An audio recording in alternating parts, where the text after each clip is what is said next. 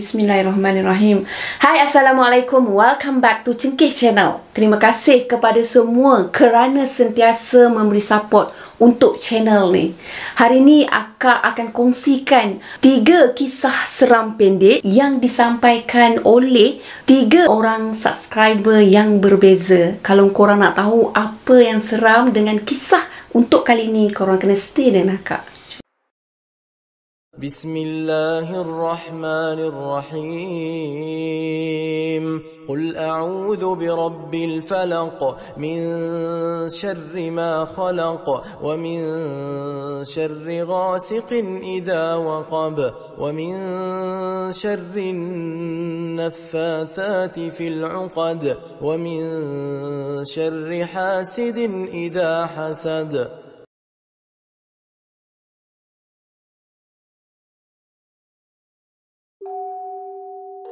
Akak mulakan dengan kisah yang pertama. Kisah yang pertama ni lebih kepada kisah misteri tau. Jadi untuk kisah yang pertama ni dikongsikan oleh subscriber yang dikenali sebagai Ajuk. Masa kejadian, Ajuk berusia lebih kurang 10 tahun. Masa tu berlaku pada tahun 1992. Kejadian tu berlaku di negeri Melaka. Jadi Ajuk bersama kedua ibu bapa dia dan juga 2 orang lagi adik-beradik Ajuk ni ingin pulang ke kampung halaman Ajuk. Maksudnya kampung tu kampung arwah ayah Ajuk. Jadi dari mana mereka bertolak akak tak dimaklumkan, tapi yang akak tahu perjalanan mereka menuju ke kampung Umbai, Melaka. Jadi semasa perjalanan untuk menuju ke kampung tersebut, Ajuk sekeluarga ni dia mencari satu kawasan untuk menunaikan solat maghrib sebab mereka sedang menghampiri kepada azan maghrib.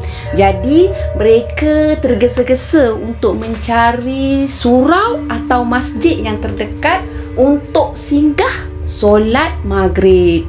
Jadi masa perjalanan tu, mak kepada Ajuk ni dia ada ternampak tahu satu surau yang bangunan dia berstrukturkan papan kayu lah, bukan surau batu. Sebab apa yang ditulis oleh Ajuk pada era tahun 90-an, surau atau masjid batu masih belum banyak lagi tahu. Jadi kebanyakan surau atau masjid yang dibina oleh orang kampung.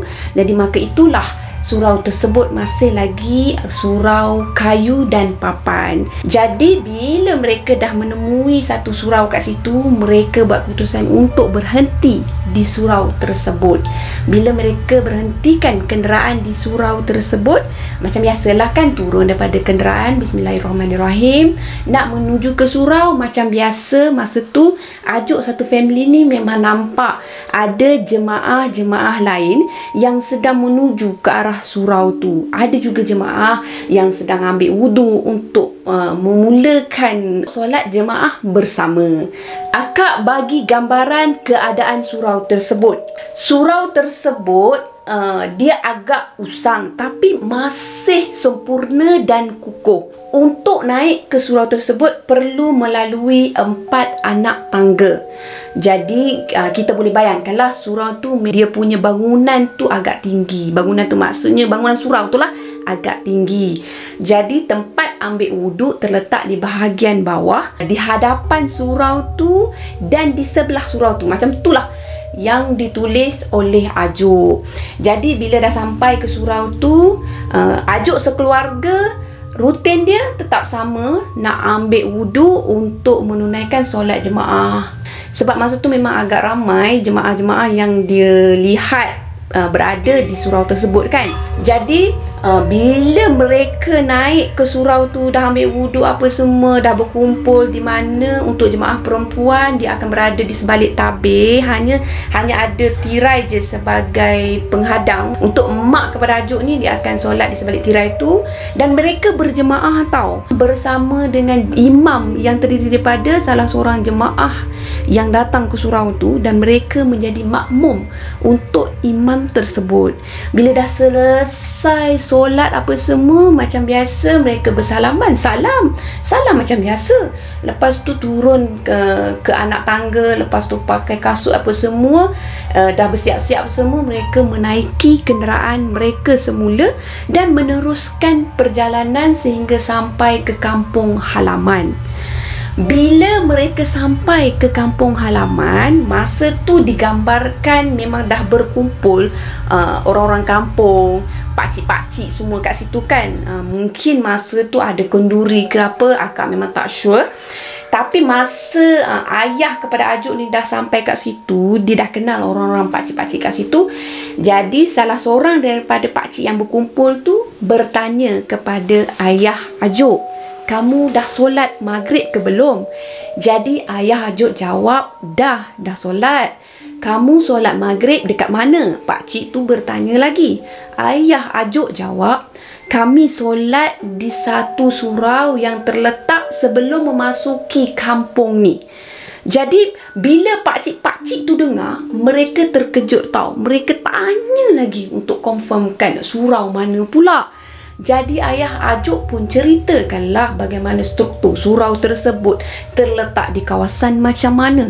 Dan masa tu alangkah terkejutnya pakcik-pakcik sekalian ni, sebab mereka menyatakan bahawa surau tu mereka tahu kat mana. Tapi yang mereka tahu surau tu dah lama tak digunakan, sebab surau yang baru, iaitu surau yang berstrukturkan batu bata, telah dibina di kawasan yang berdekatan. Mustahil kan untuk Ajuk dan ayah Ajuk ni tak perasan langsung pada surau yang baru, sebab mungkin pandangan mereka tu tak alert, ataupun mereka memang tak nampak kepada surau yang baru, ataupun surau baru tu memang berada jarak agak jauh, macam itulah. Jadi ayah Ajuk ni, dia menegakkan apa yang dia dah lalui kat situ tau. Sebab ayah Ajuk ni dimaklumkan surau tu memang dah usang sangat. Kalau usang, surau tu dah tak boleh guna. Tapi kenapa mereka ni masih lagi boleh berdiri di atas surau tu, menunaikan solat maghrib di atas surau tu, malah bersama dengan jemaah-jemaah yang pada masa tersebut mereka tengok sama je macam jemaah-jemaah yang biasa mereka tengok dekat surau-surau ataupun masjid-masjid yang lain. Mereka tengok jemaah-jemaah tu berpakaian baju Melayu pun ada, berpakaian kain plekat dengan baju t-shirt pun ada. Jadi tak menjadi satu perkara yang agak pelik untuk mereka. Jadi mereka ni macam masih jagi rasa percaya atau tak dengan apa yang dimaklumkan oleh pakcik-pakcik tersebut. Jadi keesokan harinya, apabila Ajuk dan ayah dia satu keluarga ni nak memulakan perjalanan, nak balik semula ke rumah mereka, mereka buat keputusan untuk lihat semula di kawasan yang bakal mereka lalui sekali lagi. Bila mereka lalui kawasan tersebut, alangkah terkejutnya mereka sekeluarga apabila mereka melihat surau yang diceritakan oleh pakcik tu memang betul-betul usang, sangat usang. Ditulis di situ, kalau kita berpijak di atas surau tersebut, confirm jatuh. Boleh bayangkan tak? Dia punya papan dia memang dah tak boleh nak pakai. Dia punya dinding pun memang dah tak sempurna tau. Dah tak kuat, dah tak kukuh apa semua. Memang menunggu masa untuk roboh. Dipenuhi dengan pokok-pokok yang memang dah tumbuh menjala kat situ. Lepas tu dipenuhi dengan daun-daun kering yang berterbangan, yang berkumpul kat situ. Memang tak terurus langsung surau tersebut. Dalam keadaan macam tu, mereka terfikir-fikir, ya Allah, dengan siapa mereka berjemaah? Ya Allah, surau yang mana satu yang mereka datang? Setahu mereka memang inilah tempat yang mereka singgah untuk solat maghrib. Setahu mereka, dengan kawasan ni lah, kawasan sekeliling ni lah, memang betul lah dekat situ. Jadi tak hairanlah masa tu Ajuk merasa pelik, sebab masa mereka berjemaah, jemaah-jemaah tersebut tak bercakap di antara satu sama lain. Mereka cuma bersalam, lepas tu beredar macam tu. Jadi perkara yang dilalui oleh Ajuk sekeluarga ni menjadi misteri sampai ke hari ini, Ajuk memang tak dapat nak lupakan perkara tersebut. Setakat itu sahaja perkongsian daripada Ajuk untuk kali ini. Jadi untuk kita semua pelajari atau ambil iktibar daripada kisah ni, walau apa pun yang berlaku, walau di mana pun kita berada, solat itu adalah wajib. Tunaikanlah solat walau di mana pun kita berada, walaupun kita sibuk macam mana pun, kita tetap kena tunaikan solat.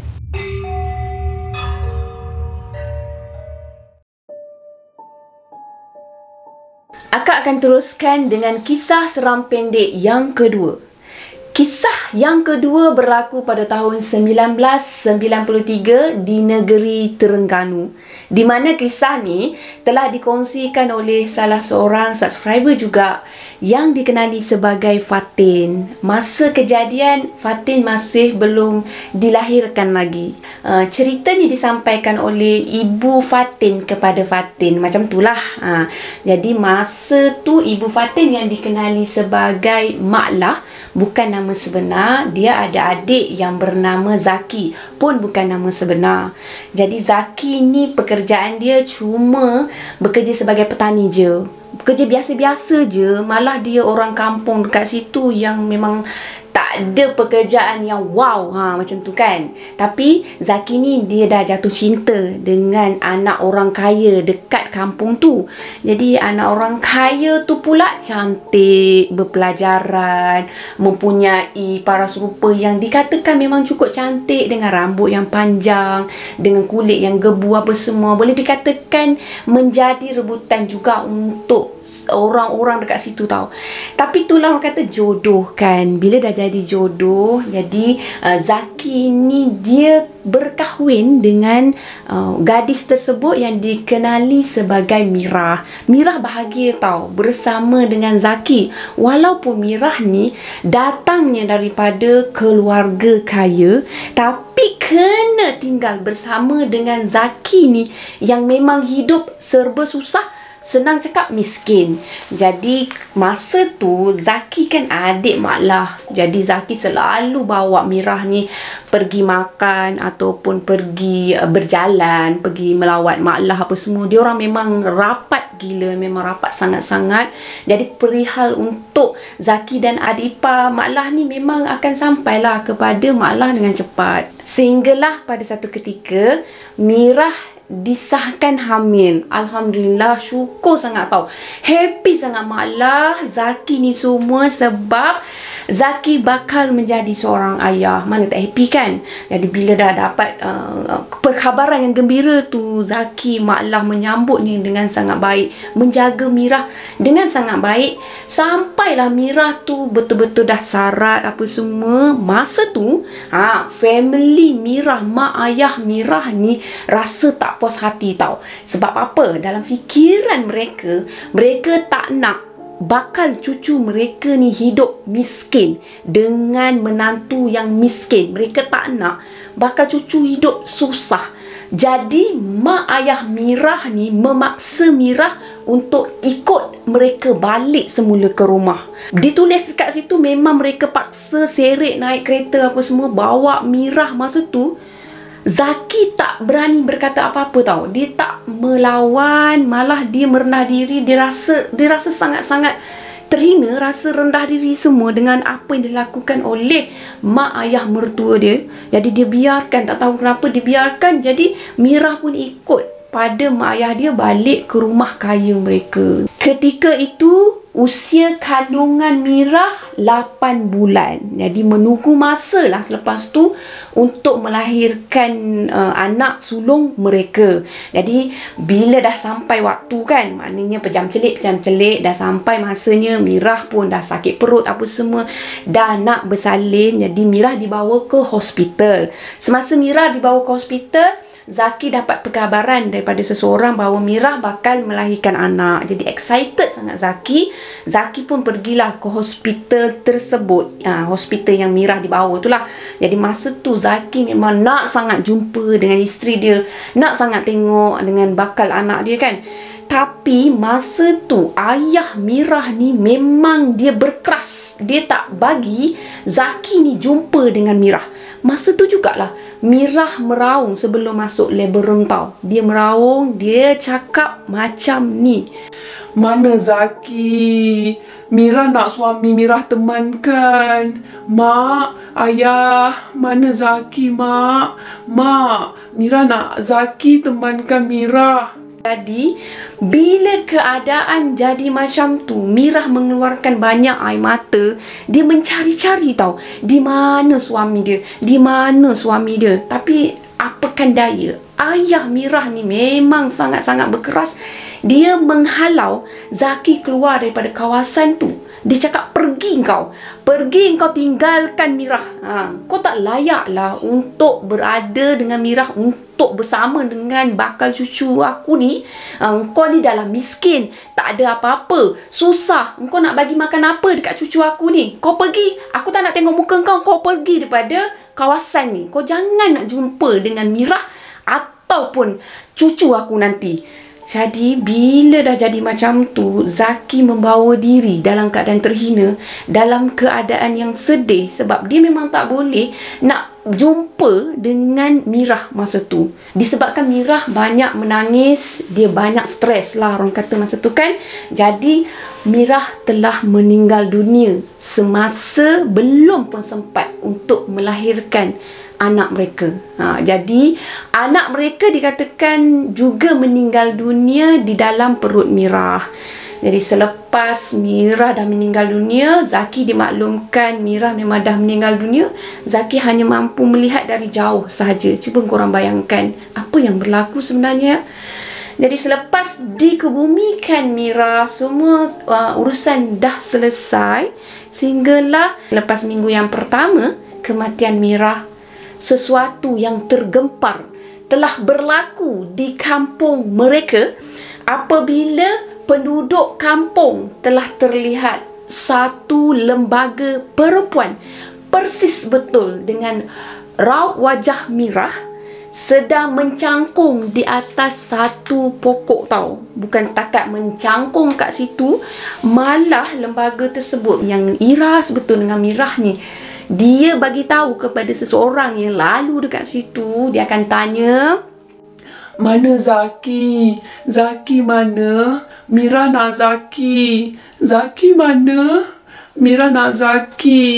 Mana Zaki? Mirah akan bertanyakan dekat mana Zaki. Dia nak Zaki. Jadi penduduk kampung terkejut. Bukan setakat tu je korang. Kalau korang nak tahu, ada juga budak-budak yang nak pergi mengaji.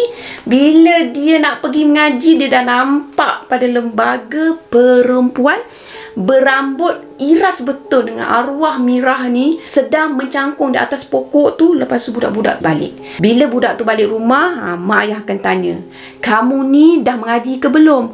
Awal sangat balik ni. Jadi si anak ni pun cakap, belum lagi mak, saya tak mengaji mak, saya tak nak pergi mengaji. Kenapa pula hari ni tak nak pergi mengaji? Kamu jangan macam-macam, pergi mengaji. Tak nak mak, tak nak, hari ni tak nak pergi mengaji. Jadi anak ni pun ketakutan. Dia tak nak pergi mengaji, beritahu kat mak dia, mak saya ada nampak sekian. Jadi satu kerisauan untuk penduduk kampung apabila perkara tu dah melibatkan sehingga ketakutan untuk kanak-kanak yang ingin pergi mengaji. Bukan setakat tu je korang tahu. Suatu malam, Mak Lah ni dia nak ke dapur. Adalah urusan dia nak ke dapur, tak ditulis untuk apa. Tapi masa Mak Lah nak masuk dapur, Mak Lah ada ternampak lembaga yang menyerupai dengan Mirah ni duduk bersimpuh dekat dapur. Masa tu Mak Lah memang nampak dengan jelas wajah Mirah ni pucat berserta dengan wajah yang sedih. Masa tu Mirah bertanyakan perihal Zaki kepada Mak Lah. Kak, Zaki mana kak? Kak, Zaki Mirah mana? Kak, panggilkan Zaki. Mirah nak Zaki. Macam tu. Jadi Mak Lah terkejut. Kemudian Mak Lah pun istighfar. Astaghfirullahalazim. Astaghfirullahalazim. Ya Allah. Semasa Mak Lah istighfar tu, lembaga tu pun menghilang. Menghilang macam tu je.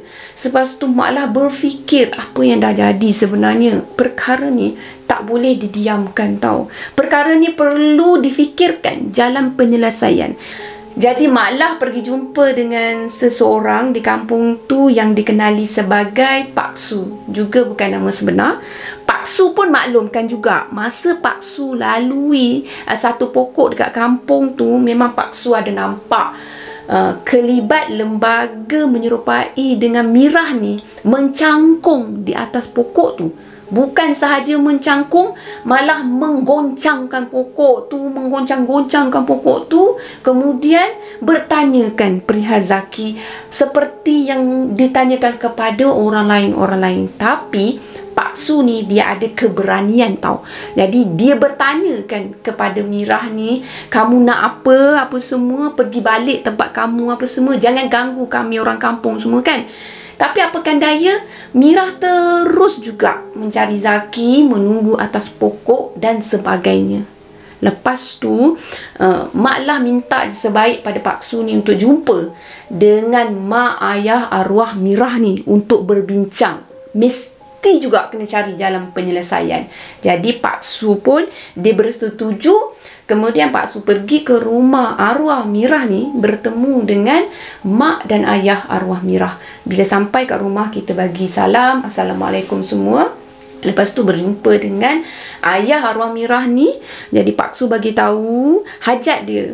Dia nak jelaskan apa yang dah berlaku dekat kawasan kampung tu. Sebenarnya ayah arwah Mirah dah sedia maklum perkara tersebut. Tapi apa yang mampu ayah kepada arwah ni lakukan? Ayah kepada arwah ni sendiri buntu, tak tahu nak buat apa. Jadi Pak Su cadangkan supaya mereka lakukan tahlil beramai-ramai dengan penduduk kampung, dengan ahli masjid, surau semua.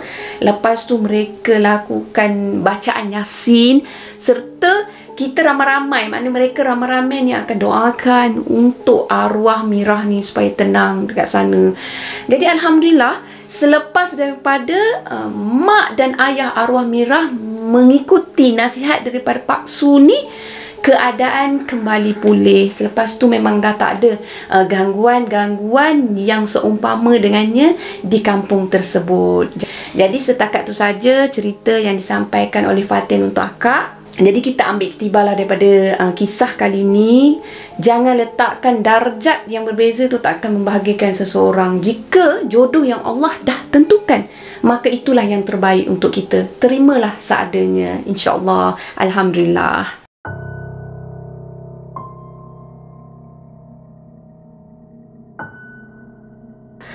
Akak teruskan lagi dengan perkongsian untuk kisah yang ketiga. Jadi, untuk kisah yang ketiga ni dikongsi oleh seseorang untuk akak, di mana beliau ingin dikenali sebagai Sofia. Masa tu, Sofia dia ada kawan baik yang dikenali sebagai Rina. Dua-dua tu bukan nama sebenar. Jadi, Sofia telah diajak oleh Rina untuk balik ke rumah Rina. Maksudnya balik kampung Rina lah. Jadi Sofia kan dia berhijrah di negeri tempat tinggal Rina, iaitu di negeri Perak. Jadi bila Sofia diajak macam tu, dia rasa seronok sangat. Sebab Sofia bakal mengenali macam mana kehidupan orang Perak. Jadi dalam kegembiraan tu, Sofia pun ikut Rina balik ke kampung Rina. Bila sampai ke kampung Rina, Sofia masih lagi excited dia tengok rumah kampung yang tinggi. Perlu menaiki beberapa anak tangga tau untuk naik ke ruang tamu rumah Rina. Dalam ruang tamu rumah Rina tu pula, dia dihias dengan cara betul-betul kampung tau. Jadi memang Sofia rasa macam teruja sangat, apa semua seronok. Malam tu Sofia cakap dia nak tidur dekat ruang tamu dekat atas tu. Sebab dia tak pernah tidur di rumah papan yang tinggi macam tu. Jadi Rina cakap tak apalah, mu boleh tidurlah dekat ruang tamu kat atas tu kan. Masa Sofia tidur di ruang tamu atas tu, dekat kawasan ruang tamu situ, dia cuma ada satu bilik je tau kat atas. Yang lain bilik kat bawah-bawah. Jadi Sofia tak nak tidur dalam bilik, dia nak tidur kat ruang tamu tu. Maklumlah, rumah tu tak ramai orang pun. Jadi Rina melayanlah pada Sofia ni dekat ruang tamu tu. Sofia pada mulanya dia terkejut. Kenapa rumah tu ada kelawar, kelibat kelawar, apa semua kan. Macam agak seram sikit perasaan Sofia masa tu. Daripada excited, dia mula rasa macam terkejut kan. Ada binatang yang eksotik macam tu masuk dalam rumah tu, tidur sekali dengan dia. Jadi keesokan harinya, Sofia ni dia turun bahagian bawah, bahagian dapur. Dia nak tengoklah sekeliling rumah tersebut. Jadi dia tengok belah kiri memang ada rumah jiran, belah kanan tak ada rumah jiran, ada semak. Di belakang ni ada satu pondok yang dah ditinggalkan. Jadi masa tu pandangan Sofia tak tertumpu kepada pondok yang nampak usang tau, tapi dia tertumpu kepada rumah sebelah ni. Sebab rumah jiran sebelah ni tak ada orang, sebab jiran kedua-duanya dah meninggal dunia. Maksudnya suami isteri yang tinggal dekat rumah sebelah tu memang dah meninggal dunia. Masa Sofia basuh pinggan dekat rumah Rina tu, dia terpandang betul ke arah rumah sebelah ni. Dia tengok rumah sebelah ni nampak seperti ada bayang-bayang seseorang yang berada betul-betul dekat pintu rumah tu. Sedangkan pintu rumah tu dimaklumkan oleh Rina memang sentiasa tertutup. Tapi masa Sofia nampak pintu rumah tu memang terbuka. Agak menyeramkan untuk Sofia. Kenapa pintu rumah tu dia nampak terbuka? Dalam masa yang sama, dia nampak satu kelibat tubuh manusia berdiri di pintu tu. Tapi bukanlah nampak memang sekujur tubuh macam tu kan, maknanya berdiri betul kat situ, tapi nampak macam dekat dalam. Bila keadaan rumah daripada dalam ni dia agak gelap, maklumlah tingkap apa semua tak buka. Jadi nampak kelibat tu macam sama-sama, macam tu kan. Jadi Sofia bila dah terkejut, dia letak pinggan mangkuk tu, dia tak jadi nak masuk. Bila dia tak jadi masuk, dia pergi ke ruang bawah rumah. Sebab rumah tu tinggi, bahagian ruang tamu atas tinggi, dia ada pula bahagian ruang tamu bahagian bawah tau. Jadi dia pergi dekat ruang tamu bahagian bawah berdekatan dengan dapur. Dia duduk relax kat situ. Dalam masa yang sama dia lurut dada dia cakap Astaghfirullahaladzim. Macam tu dia terkejut kan. Jadi bila dia cuba untuk tenangkan fikiran dia, dia stay menyebut kalimah Allah, Allahu Akbar, Astaghfirullahaladzim apa semua, agak tenang, hampir tenang pada waktu tu. Waktu pagi tau akak cakap, selepas azan subuh, dah selesai solat subuh semua, maksudnya dah cerah tanah tau. Tapi masa tu alangkah terkejutnya pada Sofia bila Sofia nampak dalam rumah tu ada satu bilik. Akak cakap kat bawah memang masa tu ada 3 bilik tau. Tapi untuk bilik utama, Sofia ada nampak sesuatu yang meloncat. Kalau korang bayangkan sesuatu meloncat tersebut merupakan Abang Chong. Abang Chong masa tu dia menunjukkan muka dia memandang memang direct kepada Sofia. Bila dia tengok pada Sofia, Sofia lagi terkejut.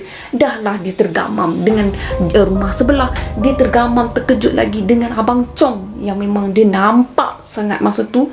Abang Chong tu bila dah pandang dia sekejap, lepas tu Abang Chong tu meloncat-loncat tau. Meloncat-loncat di ruang bilik tersebut. Maksudnya luar bilik tu, daripada pintu bilik tu. Pintu bilik tu memang pintu, tapi Abang Chong tu menembusi pintu tu, melompat-lompat pula pergi menuju ke pintu utama, pintu untuk keluar kat rumah tu. Jadi terus meloncat-loncat, tapi sempat berhenti sekejap sekali lagi untuk melihat kepada Sofia. Bila dah tengok pada Sofia, Sofia pemandang lain. Dia mengalihkan pandangan dia. Kemudian Abang Chong tu terus meloncat. Masa tu dia tengok Abang Chong meloncat menembusi pintu utama. Bayangkanlah time-time waktu tu kan. Jadi masa tu juga dia bertambah terkejut. Lepas tu dia membacakan 3 kul. Dia cuba tenangkan diri dia apa semua. Dia tak ceritakan perkara ni kepada kawan dia Rina tau. Tapi bila Rina ni perasan dia punya raut wajah dia memang wajah yang terkejut, memang wajah yang pucat, nampak sangat. Jadi Rina bertanya kepada Sofia, apa sebenarnya yang berlaku? Kau nampak apa? Sebab apa tahu? Rina ni cukup kenal dengan Sofia. Sofia memang boleh dikatakan sering nampak benda-benda yang macam ni. Tapi dah lama dah daripada jarak masa Sofia lihat yang kali ni dengan yang sebelum ni, memang dah agak lama sangat. Tapi kali ni Sofia nampak sekali lagi. Lepas tu bila Rina tanyakan pada Sofia ambil masa, memang betul-betul ambil masa sampai hampir ke tengah hari baru Sofia bersedia untuk bercerita kepada Rina. Jadi bila disampaikan kepada Rina, barulah Rina bagi tahu bahawa jiran sebelah dia ni sebelum ni merupakan seorang pengamal perubatan. Akak tak pasti pengamal perubatan yang macam mana. Tapi selepas suami kepada isteri, mana pasangan suami isteri ni yang mengamalkan perubatan tu meninggal, lepas tu isteri dia tinggal berseorangan. Masa tu orang pun hairan macam mana seorang perempuan yang memang dah tua, nenek-nenek memang dah tua apa semua, masih stay nak tinggal keseorangan kat rumah tu. Sedangkan berulang kali anak-anak dia memang ajak dia tinggal bersama anak dia tak nak. Dia kata nak tunggu rumah tu. Dia kata banyak kenangan dengan arwah apa semua kan. Tapi apa yang orang selalu nampak, rumah dia kadang-kadang malam tingkap terbuka, malam tingkap tertutup sendiri dalam keadaan yang agak menyeramkan. Jadi pintu kadang terbuka tapi dia masih lagi nak stay kat situ. Itu maknanya dia mungkin dia betul-betul sayangkan arwah suami dia dan dia tak nak tinggalkan arwah suami dia. Tak diceritakan secara panjang lebar perihal jiran sebelah ni, tapi itulah yang disampaikan kepada Sofia dan Sofia baru sedar yang dia dah mula nampak semula apa yang dah lama memang dia tak nampak, perkara-perkara yang macam tu. Setakat ni saja perkongsian yang akak kumpulkan untuk korang. Harap-harap korang terhibur. Bye korang. Assalamualaikum. Terima kasih. Bye. Assalamualaikum.